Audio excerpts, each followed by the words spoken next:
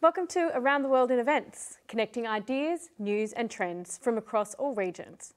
We have so much to learn from different cultures, organisations and professionals, but we often stick to what we know and are familiar with. With Around the World in Events, we connect the dots from across the globe, bringing you ideas to inspire, excite and learn from. Our first series focuses on the COVID-19 pandemic and its effects across the industry in different regions of the world, highlighting the opportunities through and out of this pandemic and bringing you a true representation of how the world is coping.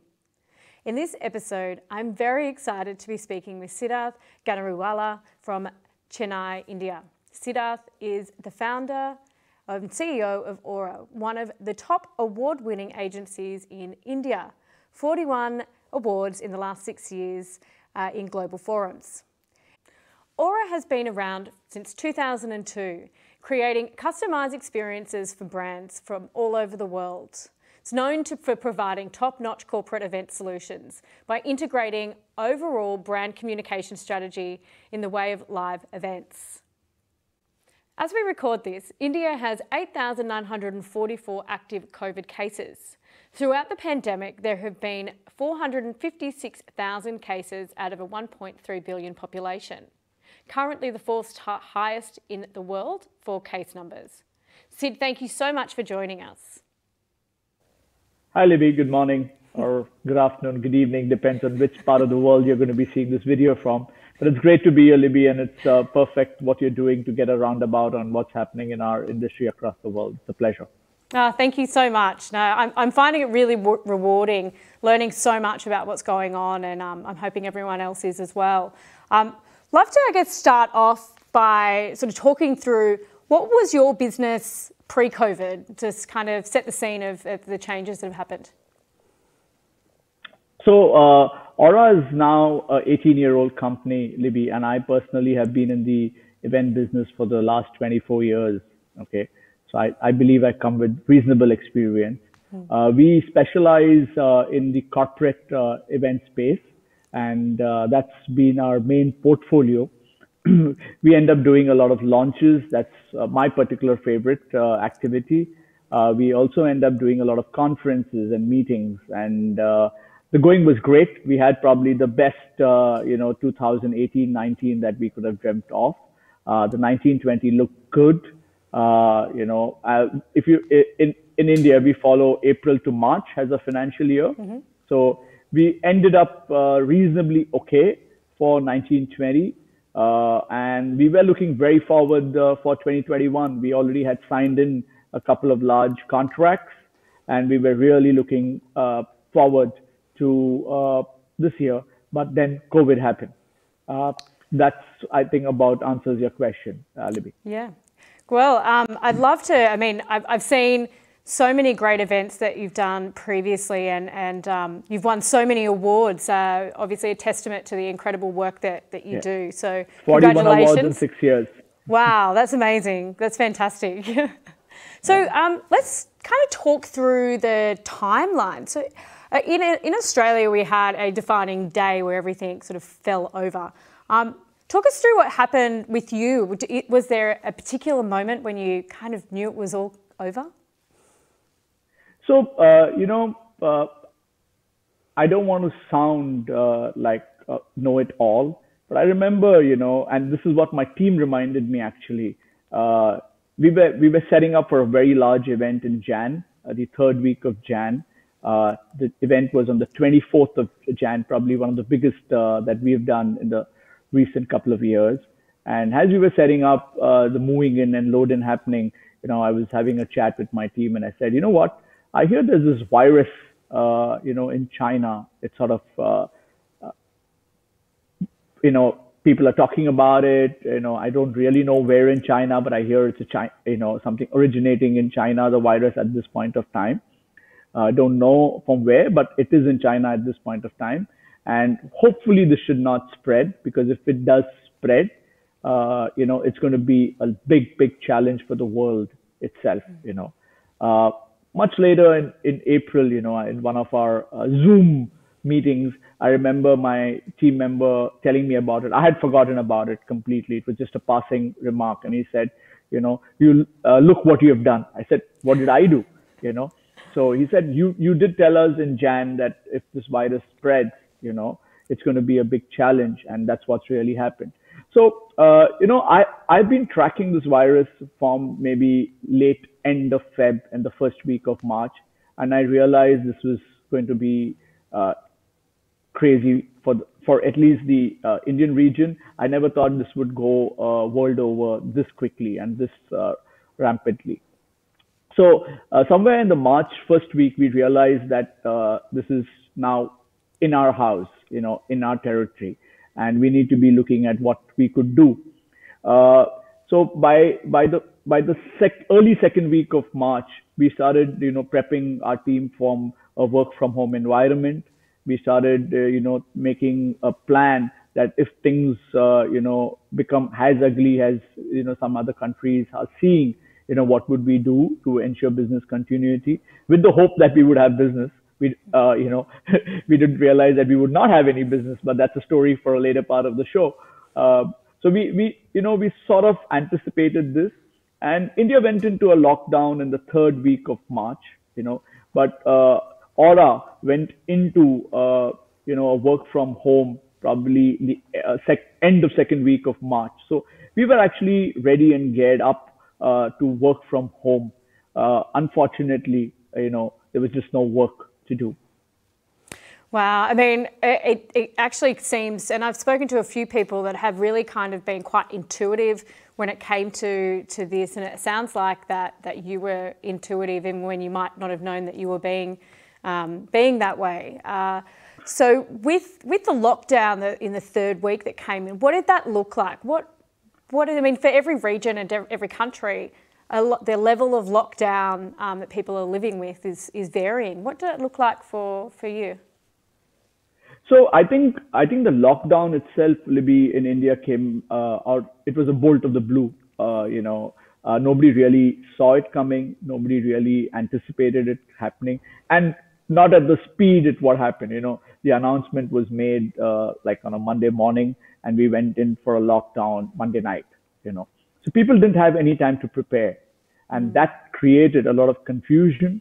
That created a lot of anxiety.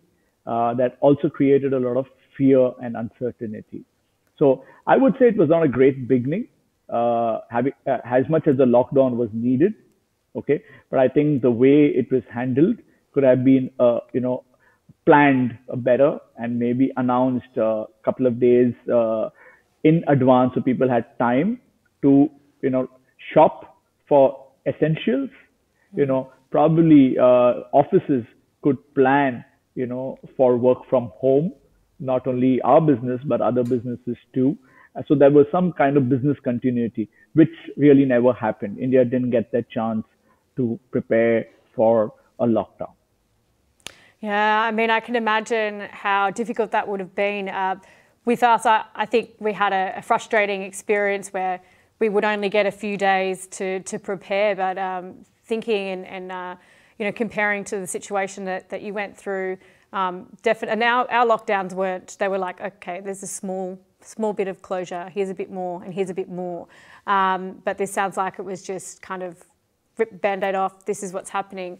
And I could imagine the craziness of people trying to, I don't know, find food to feed their families or get themselves prepared for a journey they're not really sure how long was going to be. Yeah. Yes. So in relation to business, you basically went to zero from the live event perspective. Is that correct? Pretty much overnight? Yes. So it just, the only way I can look at it, imagine a car going at maybe, 200 miles per hour, and it goes, somebody slams the brake. It reminded me a lot, like you see, various car companies practicing the fact that if you hit your brakes within, 10 meters or 20 meters, the car or the vehicle would come to a stumbling halt.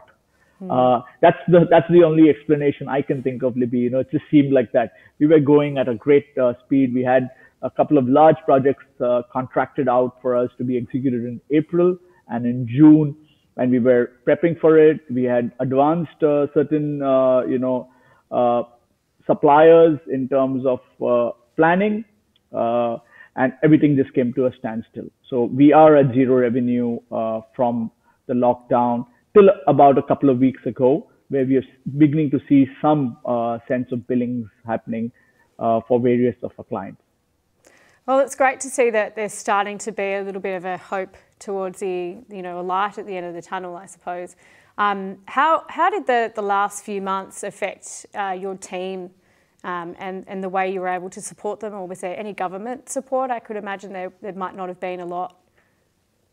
From the government point, unfortunately, Libby, the Indian event industry does not qualify as an industry. They don't see us as an industry. Okay. So unfortunately, we have not got any reprieve from the government, okay, or any benefits from the government. And I could say the same for most industries in the country. They've really not got any specific dole outs or any specific benefits from the government. Yes, there have been stimulus packages announced, and some industries and people below the poverty line have definitely benefited. And I think the government's done a good job of taking care of the people who really needed the income and the rations. But I think overall, from an industry viewpoint, the government has a lot of work still to be done in that aspect. Coming back to my team, I think the fact that we went into, I would say our own self-imposed lockdown a week before the actual lockdown came in, the first couple of weeks, I think people were thankful that we saw this coming, and they were happy. It's like cheering, saying that, hey, we called it earlier than probably what the government called it. We all enjoyed the first couple of weeks. It was fabulous. You know how our industry is. You end up working late hours, weekends, on festival and holidays. This reminded me and some of my teammates like going back to school and you breaking for summer or Christmas vacation. You enjoyed it. You could wake up anytime. You could wear anything or not wear anything for that matter. You could watch anything you would like. You had great family time to be done. So I think the first 2 to 3 weeks was good. It was great to, I would believe, regain the energy that we've never had a chance in the previous years. But I think from the third week on, anxiety started coming in because people began to think, when is this going to go away? We've been having, I would say, at least a check-in with the team, if not every day, every alternate day. We've been fairly transparent with the team to explain to them that this is a long road ahead and this is a long, dark tunnel. There are some sparkles in that tunnel, but we really don't know the intensity or the brightness of those sparkles. So it's a long, long wait, and we have no choice but as a team to hang around, be with each other, and walk this journey. Wow. Yeah, I mean, that's a really, interesting way to put it. And I guess no one has a crystal ball, sadly. And I guess, we don't know when things are going to change, and every region's different. You were talking about how you started to see a little bit of lifting of some of the restrictions and a little bit of, I guess, something of coming up. Obviously, going back to pre-COVID, business levels is a long, long way away for most in our industry. But I guess what would be great to talk to you about, what do you see sort of being with us in in our industry, in your region, for the foreseeable future? What things are here to stay? So, the way I see it, Libby, there is no such thing as pre-COVID. I think we need to just erase that from our lives. Okay. The way I see the world now is going to be pre-vaccine and post-vaccine. That's the way I would like to describe the world. Okay. Going forward, we have seen some restrictions from certain states being removed, certain cities being removed. But obviously, India is a highly populated country. We are 1.3 billion people. So social distancing is a challenge here. The government's been very sensible. Most of these state governments have been very sensible to keep restrictions, on the number of people who could be present in a venue, be it for an event or a social gathering. And I think that's been a wise move. Uh, as much as we as an industry would not like it, and we want business as usual, but I think there's a reality that we need to accept and face. What I see going forward, I think safety and health becoming important. I think clients itself, as much as they would want to know your concept, your creative, your technical qualifications, are going to probably put safety and health as the first step of the checklist to even decide whether they want to call an agency for an RFP, depending only on their compliance on health and safety. And only perhaps if you, can go through that gate, go through that process, are they going to be even probably calling you for RFPs. So I think health and safety is going to be very, very critical going forward. Uh, and of course, even the venues, they're going to be coming in with certain processes, uh, and they will ensure that people are always masked, people are always highly sanitized. The whole experience, is going to be very, very different for us when we go back into the experiential world, Libby. Yeah, I mean, it's just quite crazy to even think that, the majority of people attending events are going to be wearing masks and, or you have a fourth of the amount of people in capacity in a space. I was having a conversation the other day about this being the absolute ultimate disruption to our industry. And I do really like what you said, saying that we need to remove the word pre-COVID from our vocabularies, because you're 100% on the money. And it's quite interesting that you say that, because, yeah, I mean, the idea of this being a distant memory in a few years' time just doesn't seem fathomable for me. Yeah, true. So, I mean, I guess with every negative situation, there's always the option for opportunity. I guess going through this experience with your team, with your family in India, have you seen any amazing opportunities out there for the industry?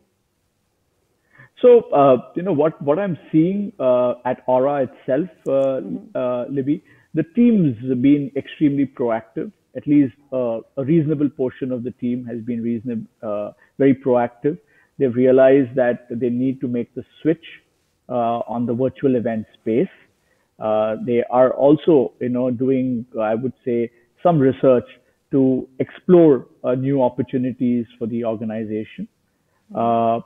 And I think that's good, because especially I would say the young generation, the millennial generation, are exploring opportunities for gamification of the event industry itself.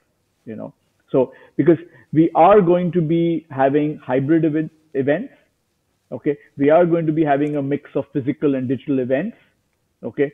So we need to embrace the two. A classic example would be with that Fortnite game, which happened with Travis performing within the game itself, a concert within, a game, completely unheard of, okay, a few months ago, right? But maybe innovation, maybe desperation, maybe, branding, whatever the reason, whatever the provocation, has changed the way people will even look at a concert or a game forever. So I think the opportunities are unlimited. It's a question of coming to terms with the acceptance that COVID is going to be here for a while, and the economy across the globe is going to take at least maybe 2 to 3 years to come back to what I would say, not normal, but at least a flat line, and move towards a growth area. That's the way I see it. I see a U-shaped growth in the economy in the next 2 to 3 years. And the only way to get out of that situation is you need to innovate, innovate, and innovate. Yeah, I agree with you. I think that it is a evolve or die situation in relation to the industries, pretty much all industries out there, that we do need to evolve. And it's really great to see and hear the innovations that you're working towards, because I think it really is a testament to positivity and foresight, and also being able to accept what's happening and just move forward. I can imagine that your industry, there have been a number of businesses over there that probably are not going to make it through, pretty much like all areas of the world. Yes, Libby, I see at least 30% of the folks in the industry not being able to make it. And in my mind, that's not going to be just the lack of money or funds. It's going to do a lot with the resilience or the lack of resilience and tenacity that as an entrepreneur, as a business owner, need to have. I think that's going to be the big challenge, apart from the money itself, or the lack of it. It is minimum, I repeat myself, see 30% of them shutting down. Yeah, wow, it's heartbreaking, I suppose. Our industry is full of such resilient and creative people, but this is a challenge that no one would have foreseen coming, and I think our industry has probably been one of the hardest hit, alongside the travel industry. So I think it's hard for anyone to push through and see what's on the other side. Yeah. So when you're thinking about the journey out of this, and I can probably anticipate the answer, but I'm going to ask you anyway. Are you now seeing, when you're looking at forecasting and planning, is this a brand new business for you now? Are you thinking of Aura as a new organisation and sort of starting from scratch? I would say a mix of both, the way I see it, Libby. I, for one, have gone back into believe the startup. Okay. I, for one, believe that I have to scale the second mountain all over again. Okay. And I'm prepared for it. Okay. The team looks ready for that journey to scale the new mountain alongside. And that's great for me, because as an entrepreneur, especially in a business which is highly skilled like ours, you need your team to be around. And so far we've seen them, being very supportive. So, like I said, I'm seeing a hybrid model, of going forward. Take the values and the culture and the ethos that we have had for so many years as an organization, and embrace the future of the requirement, which is going to be a lot and lots of the virtual world.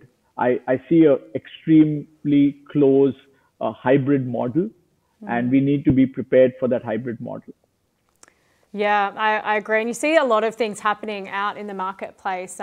There's a lot of different ways that people are approaching it, and it's really exciting to see the innovation that's coming out of that. I guess the passion for the attendee is there from the events world, and looking at different options and ideas to engage them is a really fun journey to watch from across the industry. Yep. So I guess one thing that I would love to know from you is, through all of this, what is your number one business or personal lesson that you've learnt that you probably wouldn't have had the opportunity to learn if not for this situation? Value the time that this has given you to rethink, to reset, and reboot your business and your own self.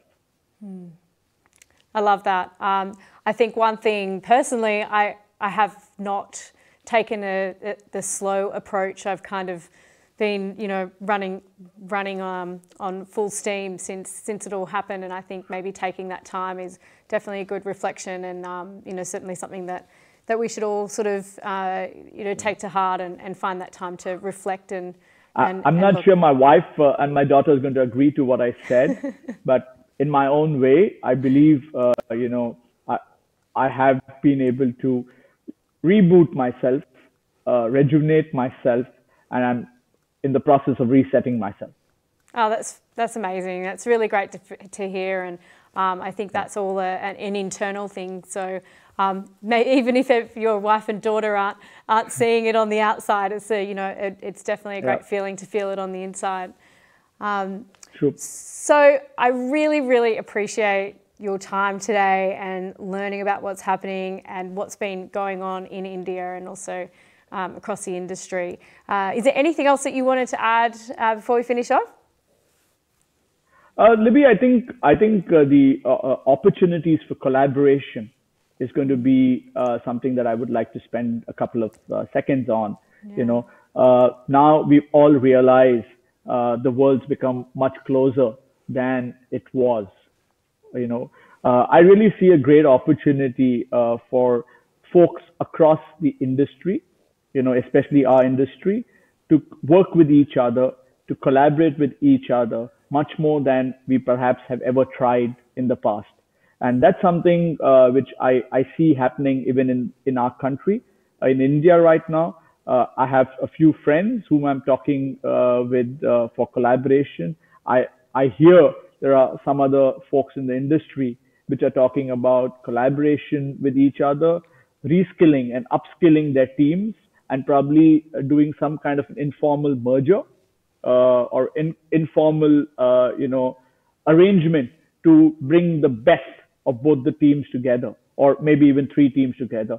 So I think collaboration is going to be something which is going to be extremely critical, and you just have to wait it out for the next, I believe 12 to 24 months before we see some stability in the economy world over.